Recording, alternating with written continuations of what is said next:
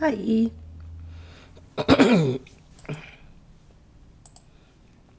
Oh, wait, I don't have my background.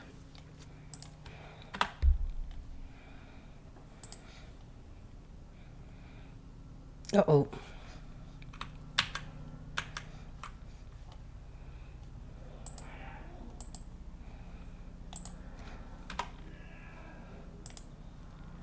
Don't want to remove me. I want to remove the image.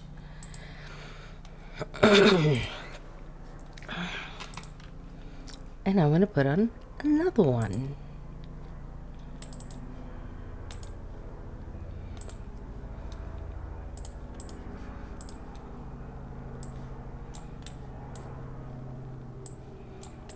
Because I'm a silly goose.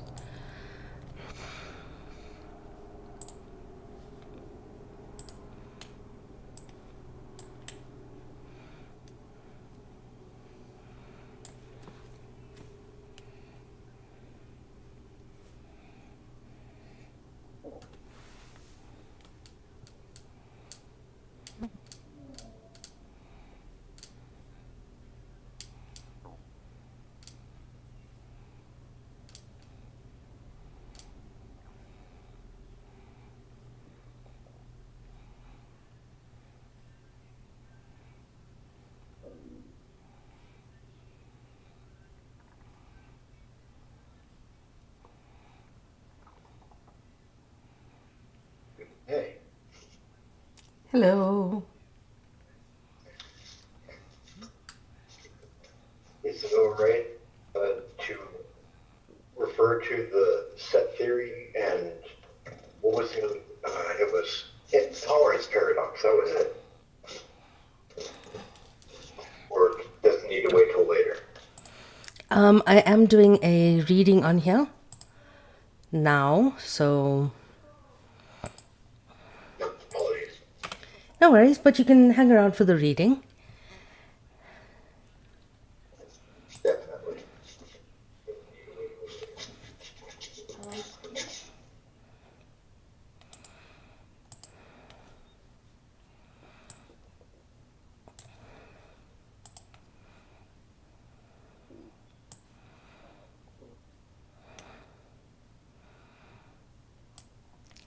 Alrighty, I think things are set up. Hello, everybody on TikTok, Discord, YouTube, and Twitch. Yeah, I know the reading is late today. I was at a panel discussion with two of the, well, yeah, three of the people who were involved on the Global Sumud Flotilla from South Africa's side. And I did stream that on TikTok until my battery died. And it was a really good talk because they were talking about not just, their bad treatment and how shitty the IOF is and everything that we've already heard from participants on the flotilla and the delegates from South Africa in particular. But they also spoke about how absolutely inept the Israeli soldiers actually are. They don't know what the fuck they're doing. They just know that they hate certain people. They're taught to hate certain people. And all they knew was that they weren't allowed to kill the flotilla delegates. That was it. That was literally it. They were so comically inept that one of the participants, Zukiswa, was laughing at them constantly. If it wasn't such a serious situation, with them not just blocking aid, but with them just treating people in an absolutely inhumane manner, it would be a series of comedic failures on the part of Israel. But it's far more than that, we know. Thank you. I made an effort. I put on makeup. So that panel discussion was insightful, but also a reminder. So, one day into the ceasefire, just a single day into the ceasefire, we were told, well, I kind of saw the aftermath of it live on a phone call, that Saleh, one of our dear friends and colleagues, comrades in Gaza, was killed by the occupation.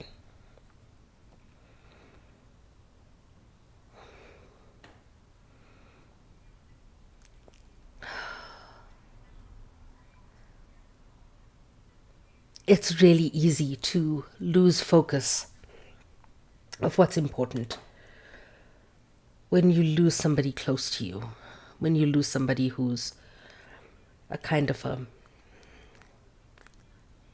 a symbol of resistance. When you lose somebody whose voice you heard almost every day.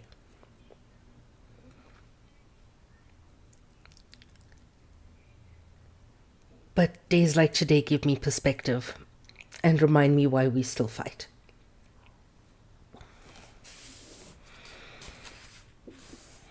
And so it is with this poignancy that I get to chapter 16 of How to Be an Anti-Racist by Ibram Kendi, who is not only a brilliant writer, but an absolutely amazing thinker.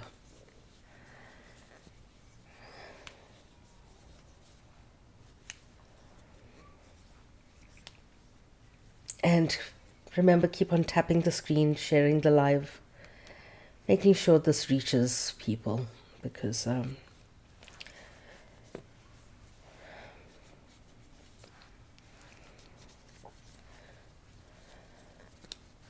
education is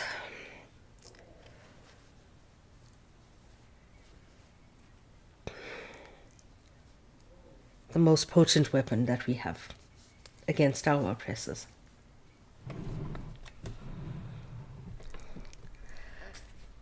Chapter 16, Failure. An activist is one who has a record of power or policy change. The Temple University classroom started filling, bodies hugging, smiles and small talk and catching up. It annoyed me as I stood and sat again at the professor's desk, hoping to begin our Black Student Union meeting on time. It was early September 2007. We were laughing and chatting in Philly, but that day in Louisiana, 6 teenage lives hung in the balance. We had devised a campaign to free them. I was prepared to present in order to secure organizers to execute it. I hardly suspected I was bound to fail. To understand why racism lives is to understand the history of anti-racist failure. Why people have failed to create anti-racist societies. To understand the racial history of failures, to understand failed solutions and strategies. To understand failed solutions and strategies is to understand their cradles, failed racist ideologies. Incorrect conceptions of race as a social construct as opposed to a power construct, of racial history as a singular march of racial progress as opposed to a duel of anti-racist and racist progress, of the race problem as rooted in ignorance and hate as opposed to powerful self-interest, all come together to produce solutions bound to fail. Terms and sayings like "I'm not racist" and "race-neutral" and "post-racist," post-racial, colorblind, and only one race, the human race, and only racists speak about race, and white people are evil and black people can't be racist are bound to fail in identifying and eliminating racist power and policy. Stratagems flouting intersectionality are bound to fail the most degraded racial groups. Civilizing programs will fail since racial groups are already on the same cultural level.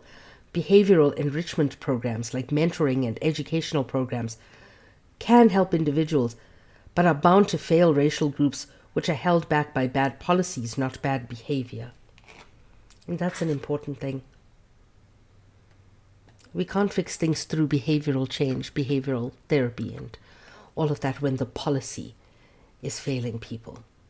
And as I always say, and you guys have heard me say this time and time again, you cannot therapize and self-care your way out of systemic oppression.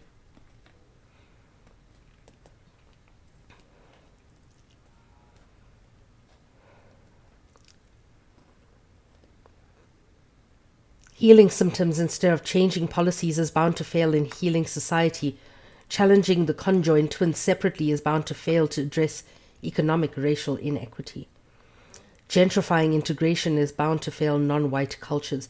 All of these ideas are bound to fail because they have consistently failed in the past. But for some reason, their failure doesn't seem to matter. They remain the most popular conceptions and strategies and solutions to combat racism because they stem from the most popular racial ideologies. And this is why I've been saying from the start that Palestine will never be free until we see the end, the absolute end, the destruction of the Israeli state. Because it is not about protecting Gaza. Like, yes, absolutely, we protect people in Gaza. We absolutely protect people in Gaza. But all of our efforts will fail unless the Zionist entity ceases to exist.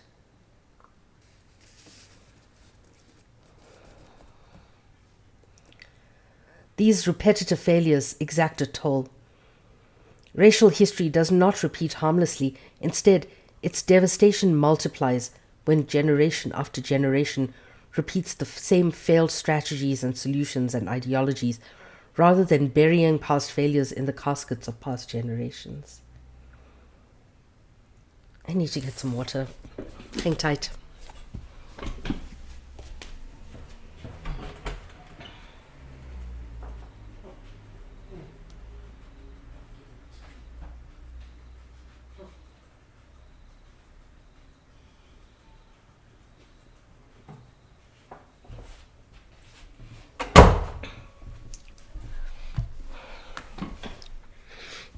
In other news, my husband refuses to make me tea.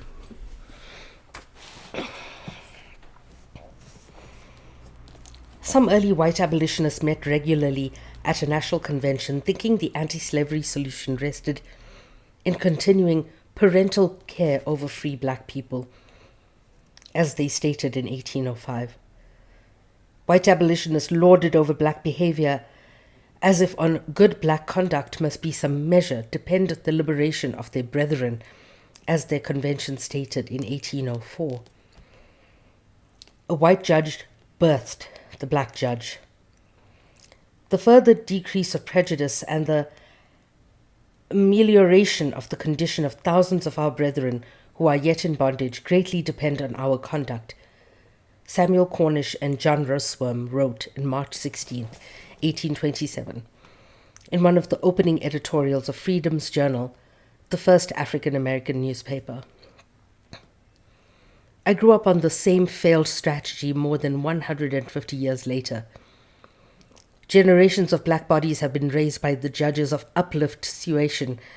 The judges strapped the entire black race on the black body's back, shoved the burdened black body into white spaces, ordered the burdened black body to always act in an upstanding manner to persuade away white racism and punish poor black conduct with the sentences of shame for reinforcing racism, for bringing the race down.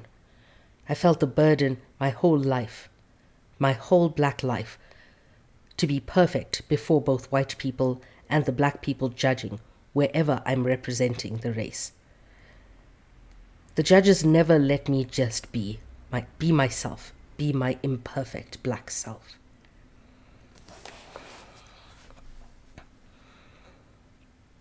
And that's the thing, right? We are always under scrutiny. And the scrutiny is... it's awful.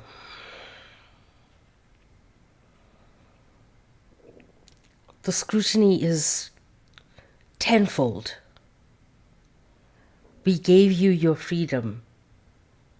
Use it well. No, nobody gave me my freedom. We fucking fought for it.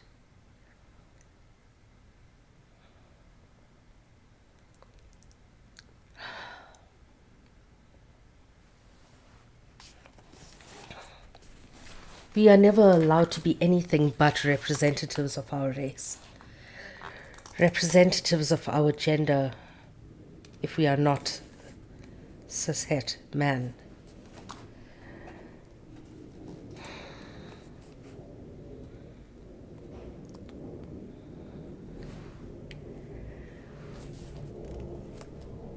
We have to be representatives of our queerness.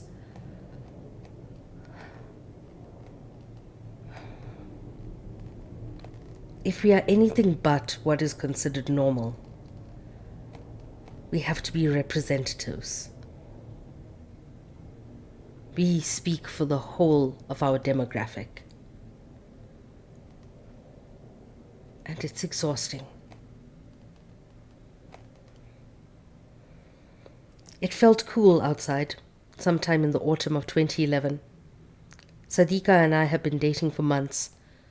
I looked at the Spellman sister and Georgia Peach as a future wife, smitten by her affability as much as her elegance, by her perceptiveness as much as her easygoing sense of humor, smitten by her love of black people as much as her love of saving human lives as a physician. She, too, had been raised in a middle-income black home by a similarly aged parent who cut their teeth in the movement, who brushed her teeth in the movement. She, too, had been taught that her climb up the success ladder uplifted the whole race. She, too, tried to represent the race well. We dined near a window at an Asian fusion restaurant in Old City, Philadelphia. On the opposite wall, a massive gold statue of Buddha sat on a tiny stage almost at table level against a red background that faded into a black center. Eyes closed, hands clasped, at peace, not bothering anyone, certainly not Sadiqa. But the statue attracted a middle-aged, brown-haired, overweight white guy. Clearly drunk, he climbed onto the tiny stage and started fondling Buddha before his laughing audience of drunk friends at a nearby table. I had learned a long time ago to tune out the antics of drunk white people doing things that could get a black person arrested. Harmless white fun is black lawlessness. His loud laugh summoned Sadiqa's look. "Oh my God," she said quietly, "what is this guy doing?" She turned back to her plate, took a bite and looked up as she swallowed. "At least he's not black." I was taken aback, but immediately recognized myself, my own thoughts, in Sadiqa's face. "How would you feel if he was black?" I asked her.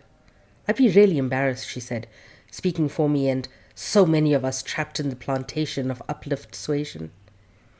Because we don't need anyone making us look bad.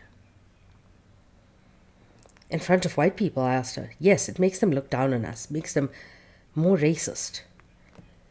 We thought on a false continuum, from more racist to less racist, to not racist.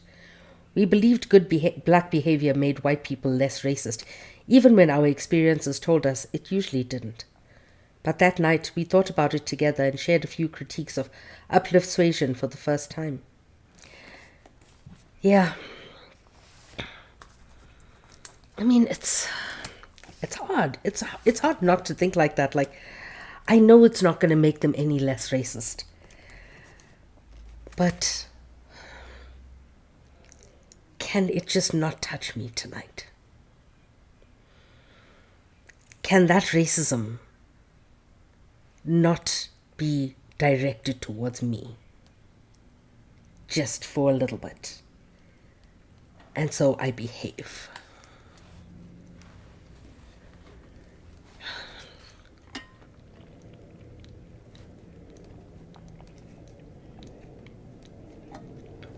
And I think a lot of people do get it. A lot of black and brown people do get it. Today, the few critiques would be many. We would critique paternalistic white abolitionists conjuring up the uplift suasion. We'd argue against the assumption that poor black conduct is responsible for white racist ideas, meaning white racist ideas about poor black conduct are valid. We'd critique by the white judge exonerating white people from the responsibility to rid themselves of their own racist ideas, upwardly mobile black people deflecting responsibility for changing racist policy by imagining they are uplifting the race by uplifting themselves. The near impossibility of perfectly executing uplift suasion, since black people are humanly imperfect. We notice that when racist whites see black people conducting themselves admirably in public, they see those black people as extraordinary, meaning not like those ordinarily inferior black people. We'd remember what history teaches us, and when racist policy knocks black people down, the judge orders them to uplift themselves, only to be cut down again by racist terror and policy. Sadiqa and I left the restaurant, but we continued to talk about the uplift suasion ideology that had been so deeply ingrained in us, to critique it, critique ourselves, and run away from it toward freedom. All these years later, although the judges can catch us at any moment, I admire Sadiqa's freedom to be Sadiqa. I feel free to move in my imperfections. I represent only myself. If the judges draw conclusions about millions of black people based on how I act, then they, not I, not black people, have a problem. They are responsible for their racist ideas. I am not. I am responsible for my own racist ideas, and they are not. To be anti-racist is to let me be. Be myself. Be my imperfect self. Be my imperfect black self.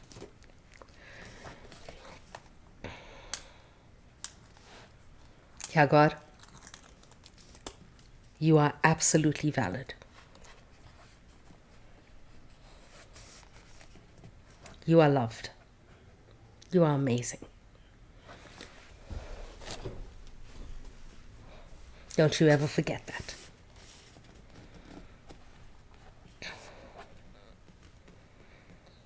Abolitionist William Lloyd Garrison did not let the black body be her imperfect self.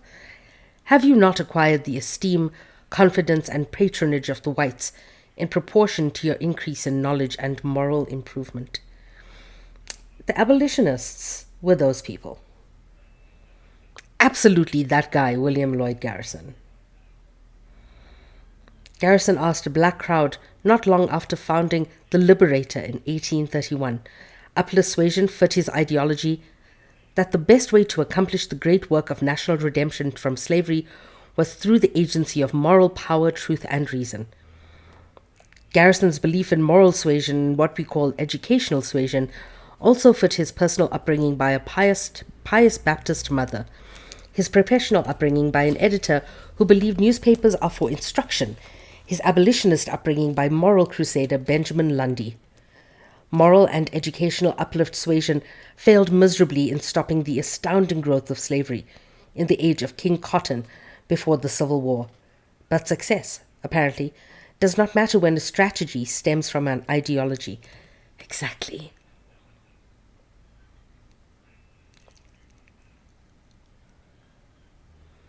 Failure will be inevitable.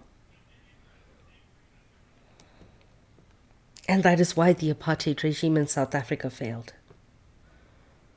Because it was a strategy built on ideology. It was bound to fail. And for that I'm so, so grateful.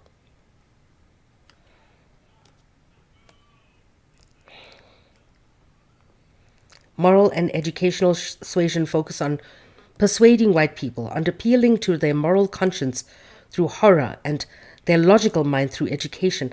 But what if racist ideas make people illogical? They absolutely fucking do.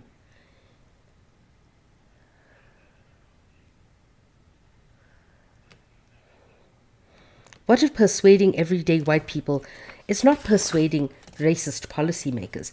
What if racist policymakers know the harmful outcomes of their policies? They absolutely do.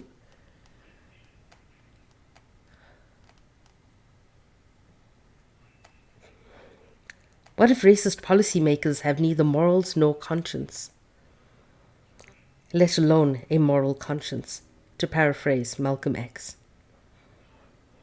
What if no group in history has gained their freedom through appealing to the moral conscience of their oppressors, to paraphrase Assata Shakur? Rest in power, Assata. What if economic, political, or cultural self-interest drives racist policymakers, not hateful immorality or ignorance?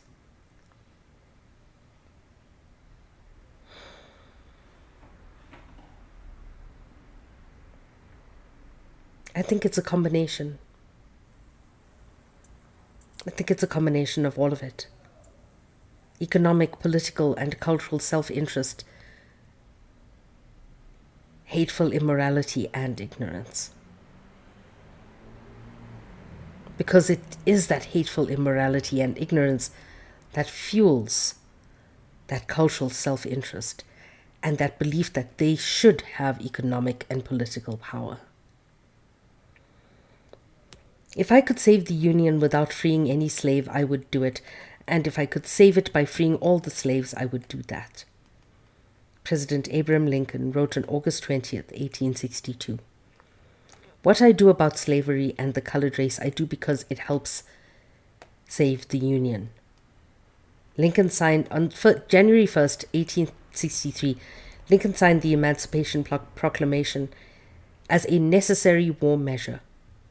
After winning the Civil War, racist Republicans, to distinguish from less numerous anti-racist Republicans, voted to establish the Freedmen's Bureau, reconstruct the South, and extend civil rights and voting privileges to create a loyal Southern Republican base and secure black people in the South far away from Northern whites who want nothing to do with the N-words, as Illinois Senator Lyman Trumbull, one of the law's main sponsors, said.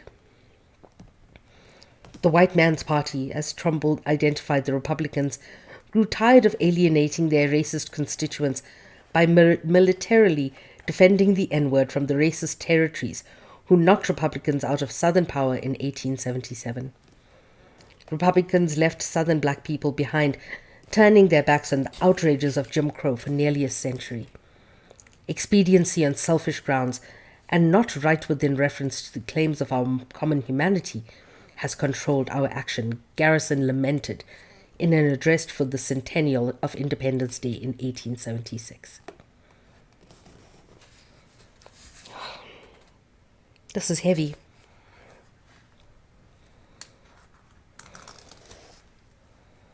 It is absolutely heavy.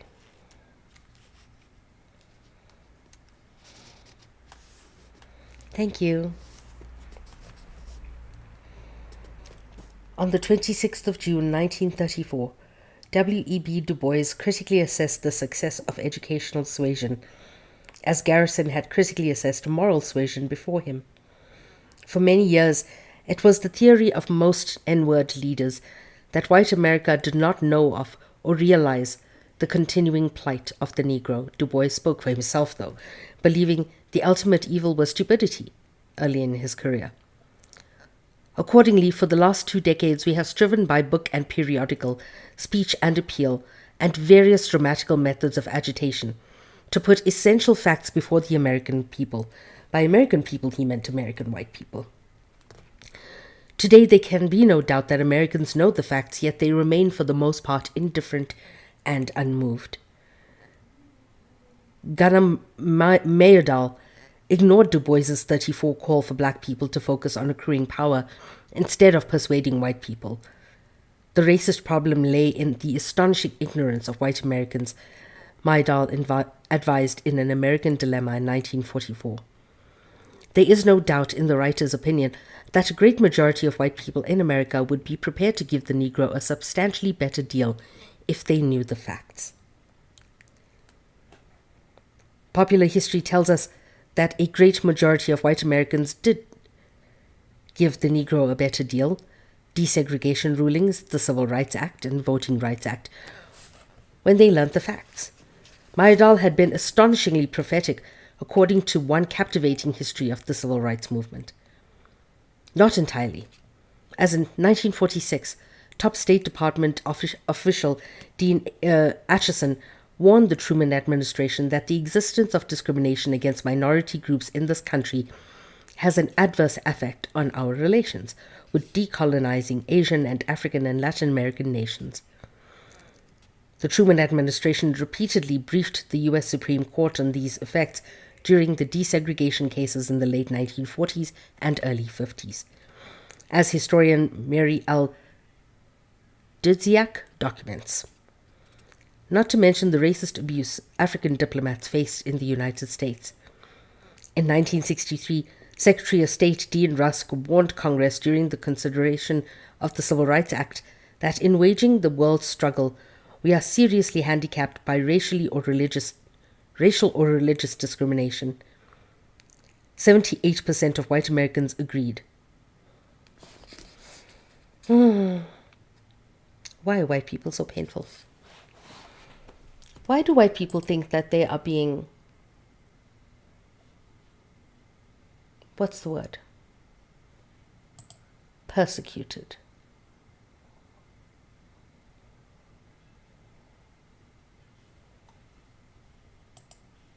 What is this?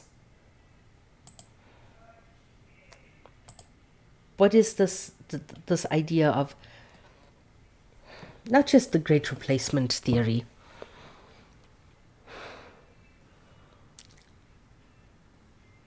what is this hunger for? Thank you. Oh my goodness. It's so cute. I love it. Thank you.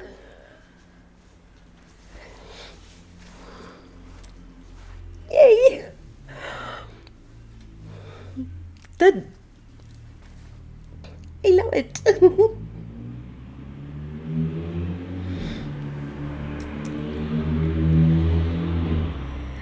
What?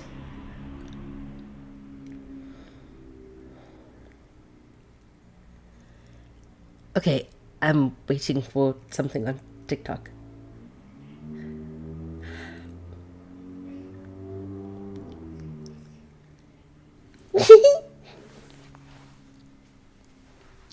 I love it so much. Oh my goodness. That makes me so happy.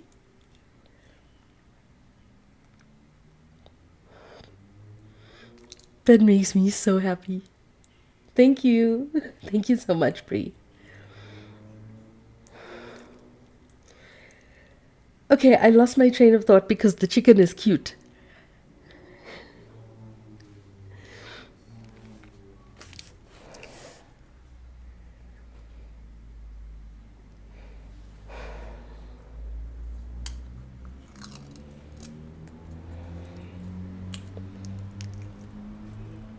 It really is so cute. Oh, yes. The idea of the great replacement theory. Thank you, Taro. Yeah, why do white people feel so persecuted? And I started writing a piece last week because every single time I have lived with a white person who has had a lot, who has been through a lot, part of the reason that white people feel so, like, it feels like white people overreact to any form of victimization or like any form of triggering. It feels like white people just overreact.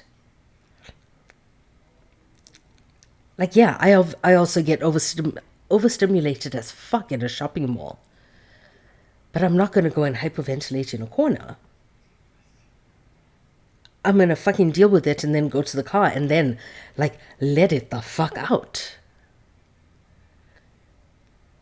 But I'm not gonna draw public attention to myself. If I'm feeling like I don't know if this is just me.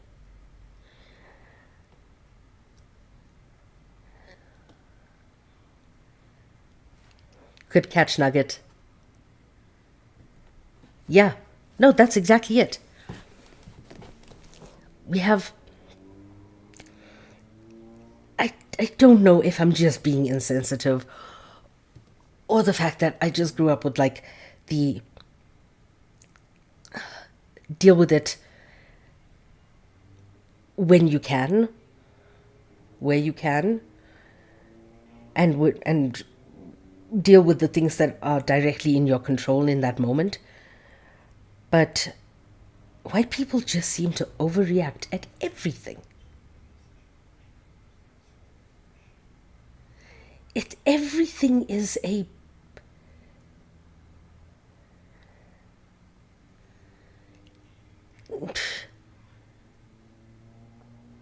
Everything is a train smash.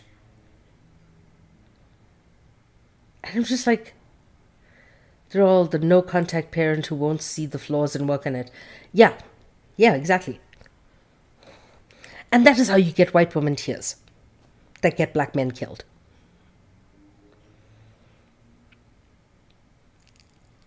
Because racist power is rooted in self-interest. Oh, geez, yeah. Doing the dishes becomes a war. Doing, like, paying for groceries. Jeez.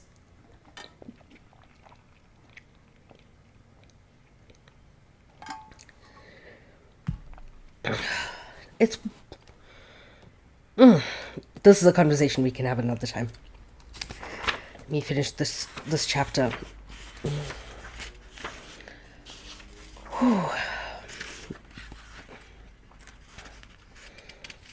Because we have quite a while to go. Racist power started civil rights legislation out of self-interest. Racist power stopped out of self-interest when enough African and Asian and Latino nations were inside the American sphere of influence, when a rebranded Jim Crow no longer adversely affected American foreign policy, when black people started demanding and gaining what power rarely gives up: power.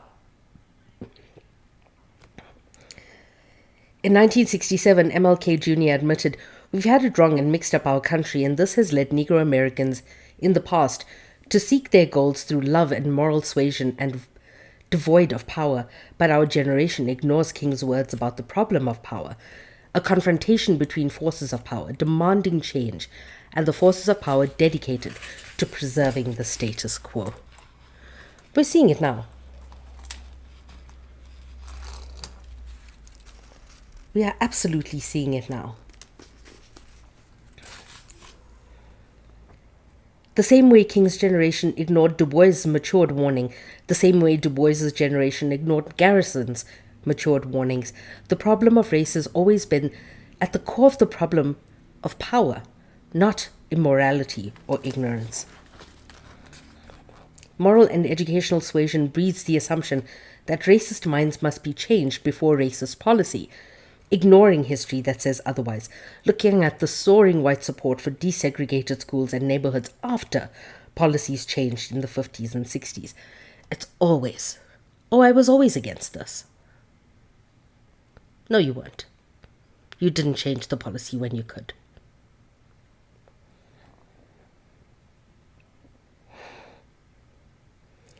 Look at the soaring white support for interracial marriage decades after the policy changed in 1967. Look at the soaring support for Obamacare after its passage in 2010. Racist policymakers drum fear of anti-racist policies through racist ideas, knowing if the policies are implemented, the fears they circulate will never come to pass. Once the fears do not come to pass, people will let down their guards and enjoy the benefits. Once they clearly benefit, Americans will support and become defenders of the same anti-racist policies that they once feared and even worked against. To fight for mental and moral changes after policy is changed means fighting alongside growing benefits and the dissipation of fears, making it possible for anti-racist power to succeed. To fight for mental and moral change as a prerequisite for policy change is to fight against growing fears and apathy, making it almost impossible for anti-racist power to succeed within this racist realm, I'm saying. But that's just my addition.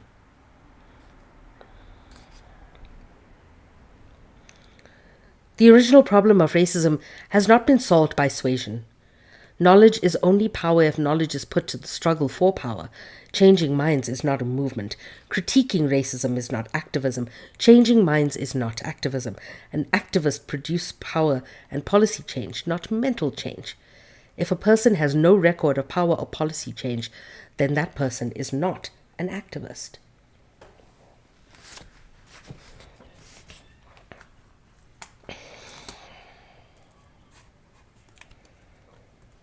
If you are not geared towards policy change, thank you. If your activism is not geared towards policy change, I'm afraid I don't know what to call it. Shauna, I absolutely, my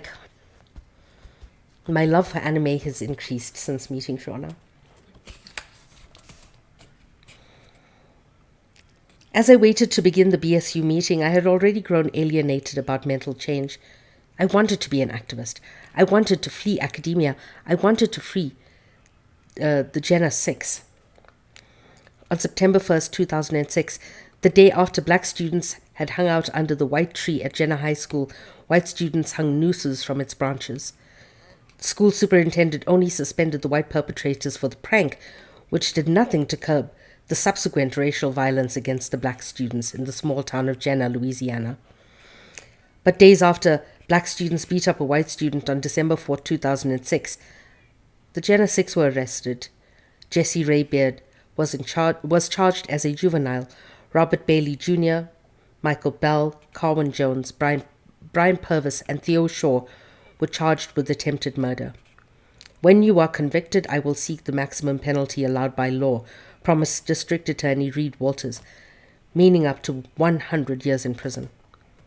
As I sat at the teacher's desk, I felt Michael Bell's sentencing hearing on September 20th approaching like a butcher's cleaver.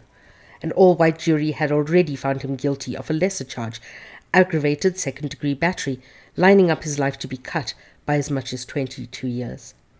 A somber energy settled into the classroom like a darkness outside. Our goal, BSU officers told each other, was to free the Jenner 6, but were we willing to do anything? Were we willing to risk our freedom for their freedom? Not if our primary purpose was to make ourselves feel better. We formulate and populate and donate to cultural and behavioral and educational enrichment programs to make ourselves feel better, feeling that they are helping racial groups when they are not only helping or hurting individuals, when only policy change helps people. We arrive at demonstrations excited as if our favorite musician is playing on the speaker's stage. We convince ourselves that we are doing something to solve the racial problem when we are really doing something to satisfy our egos. We go home fulfilled like we dined at our favorite restaurant, and this fulfillment is fleeting like a drug high. The problems of inequity and injustice persist. They persistently make us feel bad and guilty, and we persistently do something to make ourselves feel better as we convince ourselves that we are making society better, as we never actually make society better. What if instead of a fleet of feelings advocacy,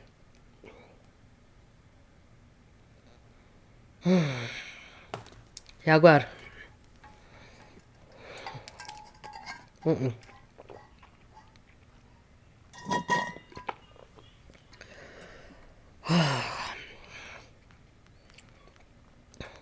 I want to take out the knuckle dusters.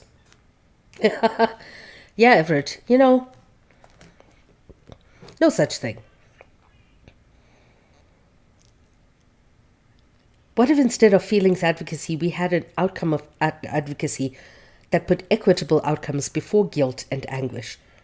What if we focused our human and fiscal resources on changing power and policy to actually make society and not just our feelings better?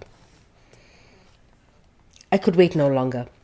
I cut off the talking and smiling and began presenting the 106 campaign to free the six. I began with phase 1. Mobilize at least 106 students on 106 campuses in the mid-Atlantic to rally locally by the end of September and fundraise for the Legal Defense Fund. Phase 2. Marshal those students from those campuses into car caravans that would converge to DC on October 5th, 2007, painting the picture.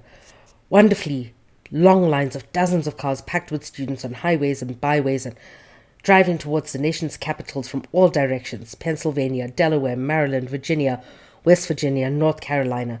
I did not look into the eyes of my audience. I stared, though. I looked at the beautiful picture forming from my lips. Thousands of cars freed the Ch16, honking to drivers passing by who would honk loudly back in solidarity or revulsion. Can you see it? I asked excitedly a few times. They could. For some, the ugly picture. Isn't that illegal, the car caravans? One woman asked, obviously scared. What? No. People take car caravans all the time. I spoke on, painting the beautiful, ugly picture. When the caravans arrived in D.C., they would park in the middle of Constitution Avenue and join the informal march to the Department of Justice. Thousands of cars sitting on Constitutional Avenue and surrounding streets as we presented our demands of freedom to the Bush administration.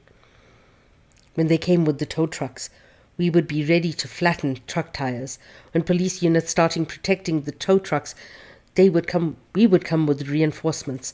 When they blocked off Constitution Avenue, we would strike another street with our cars, and when they barricaded all the downtown streets, we would wait them out and ride back into downtown Washington whenever they lifted it.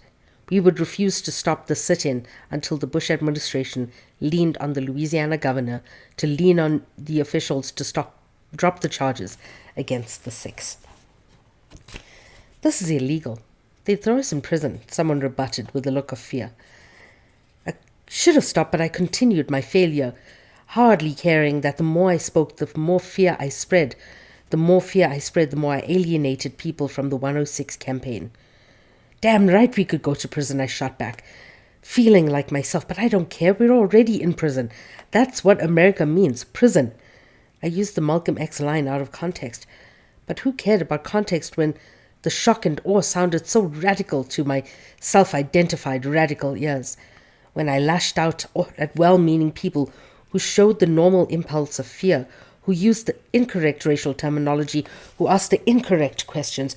Oh, did I think I was so radical when my scorched earth words sent attendees fleeing at BSU rallies and meetings, when my scorched earth writings sent readers fleeing? Oh, did I think I was radical? When in fact, if all my words were doing was sounding radical, then those words were not radical at all. What if we measured the radicalism of speech by how radically it transforms open-minded people, but how speech liberates the anti-racist power within us? What if we measured the conservatism of speech by how intensely it keeps people the same, keeps people enslaved by racist ideas and fears, conserving their inequitable society? And at a time when I thought I was the most radical, I was my most conservative. I was a failure. I failed to address the fears of my BSU peers. Fear is a kind of like race, a mirage. Fear is not real. It's a product of our imagination, as a Will Smith character tells his son in one of my favorite movies, After Earth. Do not misunderstand me. Danger is very real, but fear is a choice. We can't all be fearless like Harriet Tubman to be anti-racist. We have to be courageous. Courage is the strength to do what is right in the face of fear, as the anonymous philosopher tells us. Thank you. I gain insight into what's right from anti-racist ideas, and I gain strength from that fear.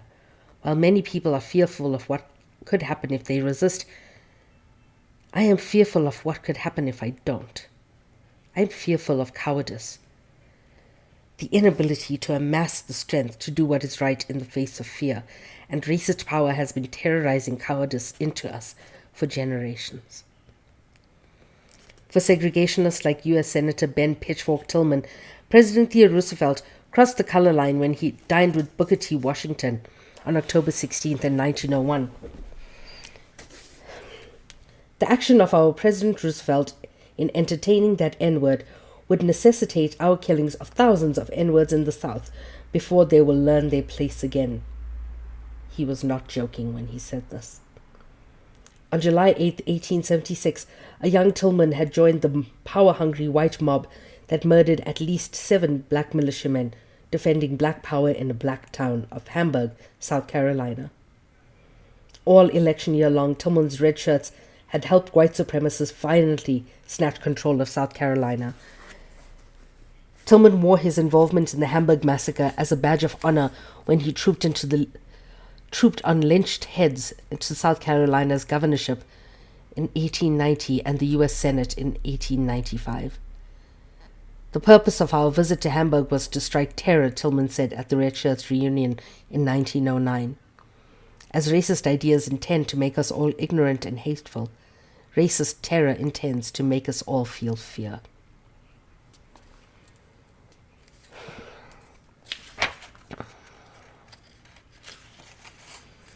I walked out of that classroom building alone, to the train station, to the edge of campus, deciding on the long escalator down to the subway station that the BSU officers who voted down the 106 campaign must be ignorant about racism, kind of like the white people supporting the Gen 6 incarceration.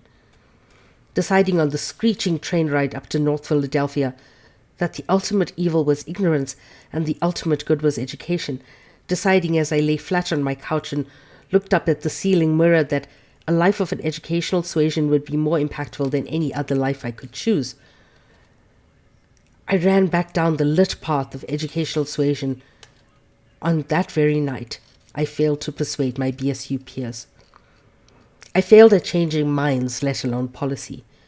But in all my enlightenment, I did not see myself as a failure.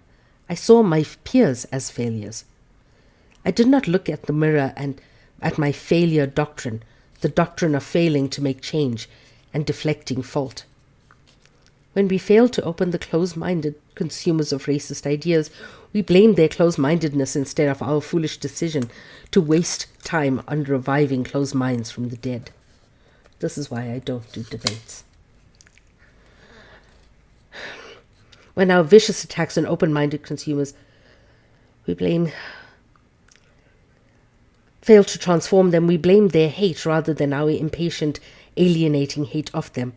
When people fail to consume our convoluted anti-racist ideas, we blame their stupidity rather than our stupid lack of clarity. When we transform people and not show the avenue of support, we blame their lack of commitment rather than our lack of guidance. When the politicians we support do not change racist policy, we blame the intractability of racism rather than our support of the wrong policymakers. When we fail to gain support for a protest, we blame the fearful rather than our presentation of it. When our policy does not produce racial equity, we blame the people for not taking advantage of the opportunity, not the policy solution. The failure doctrine avoids the mirror of self-blame, and the failure doctrine begets failure. The failure doctrine begets racism all over again. What if anti-racists constantly self-critiqued our own ideas? What if we blamed our ideology and methods, studied our ideologies and methods, refined our ideologies and methods again and again and again until they worked? When we finally stopped the insanity of doing the same thing repeatedly and expecting different results, self-critique allows for change. Changing shows flexibility. Anti-racist power must be flexible to match the flexibility of racist power, propelled only by the craving for power to shape policy in inequitable self-interest. Racist power believes in by any means necessary. We, their challengers, typically do not even those inspired by people like Malcolm X. We care most about the moral and ideological and financial purity of our ideologies and strategies and fundraising and leaders and organizations, caring less about bringing equitable results for the people in dire straits, as our purifying keeps the people in dire straits. As we critique privilege and inaction of racist power, we show our privilege and inaction by critiquing effective strategies, ultimately justifying our inaction in the comfortable seat of privilege. Anything but flexible, we are too often bound by ideologies that are bound by failed strategies of racial change. What if we reassess these methods, the leaders and organizations, by the results of policy change and equity? What if strategies and policy solutions stemmed not from ideologies, but problems? What if anti-racists were propelled by only the craving for power to shape policy in equitable interest? And that is why I say, burn down the fucking Target. I don't care about your Walmart.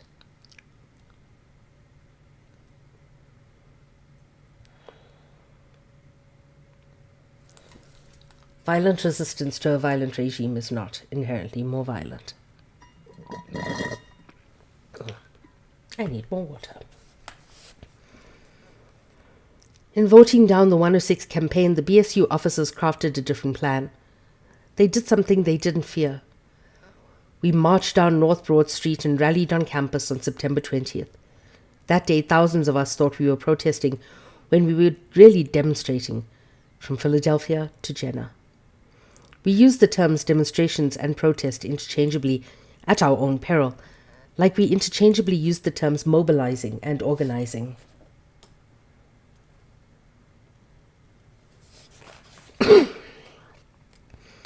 A protest is organizing people for a prolonged campaign that forces racist power to change a policy.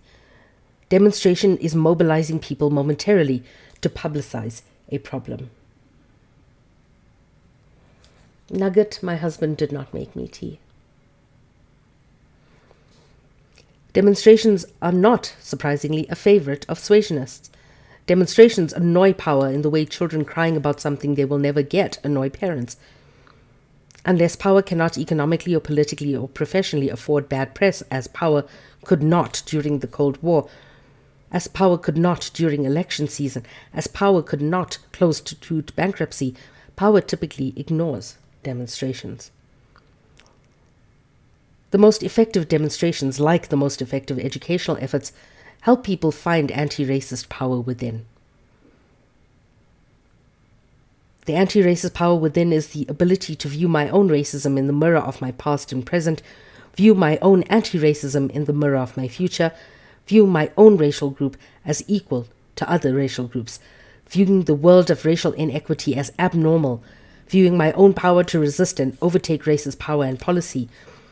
The most effective demonstrations, like the most effective educational efforts, provide methods for people to give their anti-racist power, to give their human and financial resources, channeling attendees and funds into organizations and protests and power-seizing campaigns. Thank you.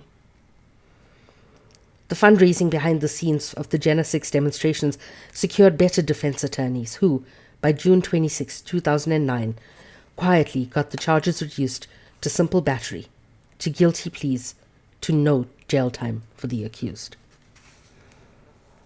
As important as finding the anti-racist power within is financial support. Demonstrations can provide emotional support for ongoing protests. Nighttime rallies in the churches of Montgomery, Alabama, rocking with the courage-locking words of Martin Luther King Jr., sustained those courageous black women who primarily boycotted public buses, drained that revenue stream for the city throughout 1956, sustained demonstrations. Sustained work. The most effective protests create an environment whereby changing the racist policy becomes in power's self-interest, like desegregating businesses because the sit-ins are driving away customers, increasing wages to restart production, giving teachers raises to resume schooling, passing law to attract well-organized forces of donors or voters. But it is difficult to create that environment, since racist power makes laws that illegalize most protests and threats. Organizing and protesting are much harder and more impactful than mobilizing and demonstrating. Seizing power is harder than protesting and demonstrating. The demonstrations alone had little chance of freeing the 6. A judge denied bail for one the day after the demonstrations, and the news shocked and alienated some of my BSU peers from activism altogether. After all, when we attend or organize demonstrations thinking they are protests, thinking they can change power and policy and see no change happening, it's hard not to become cynical. It's hard not to think the Goliath of our racism can never be defeated. It's hard to think that of our strategies and solutions and ideologies and feelings as the true failures. It's hard to think that we can actually have the tools for success.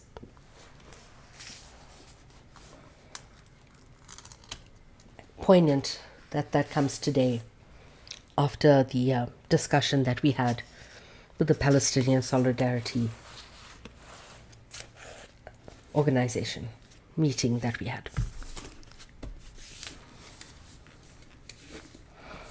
Poignant. Thank you. Any questions?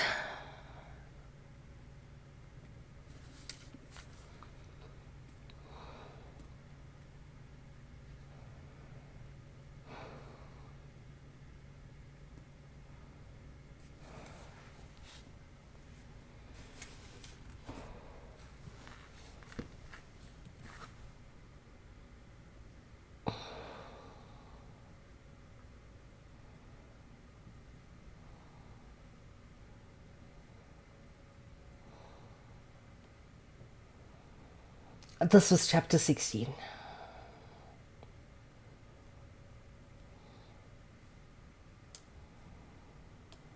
And what I'm going to do is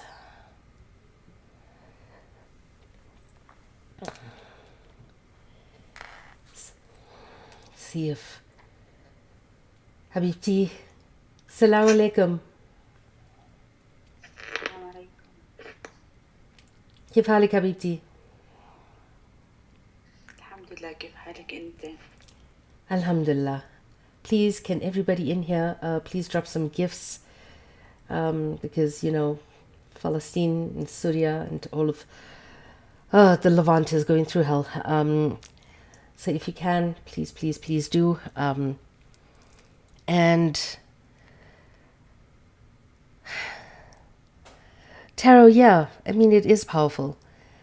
The thing is that we really need to look at how do we change the power dynamics. Because yes, I see conversations on TikTok as, similar to changing hearts and minds, which you can't always do.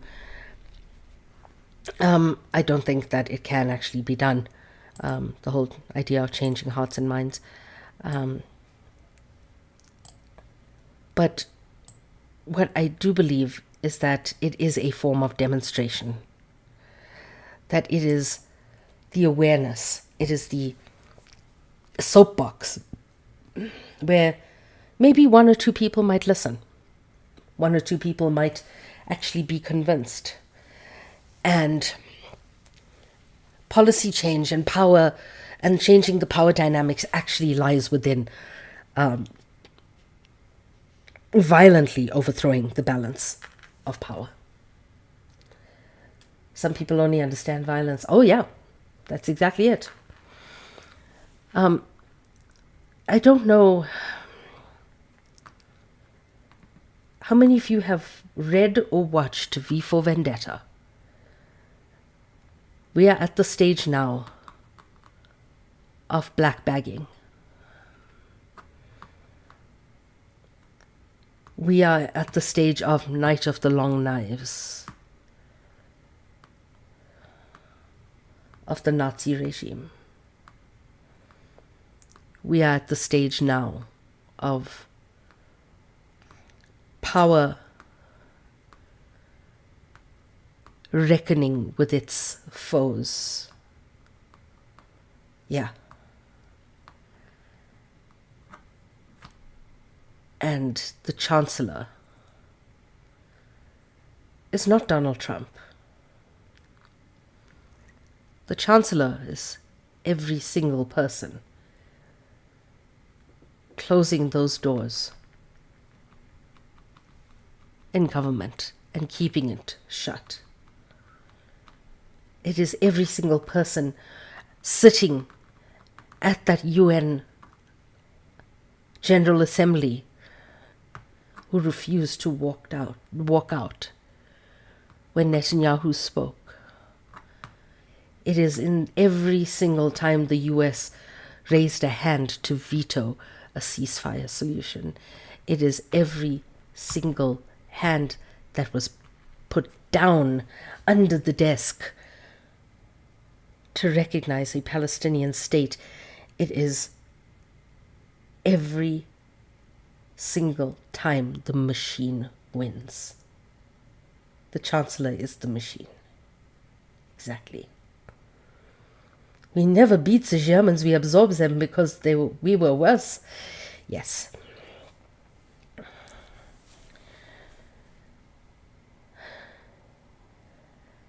And the Chancellor will always have real butter and warm milk.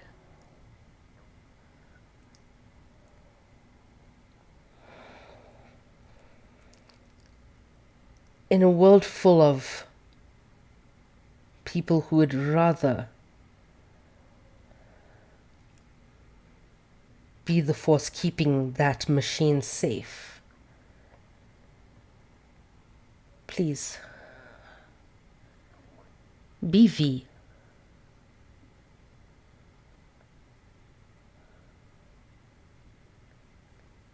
And with that, cheers YouTube, cheers Twitch, and cheers to Discord. I'm going to stay on TikTok for a little while. Good night.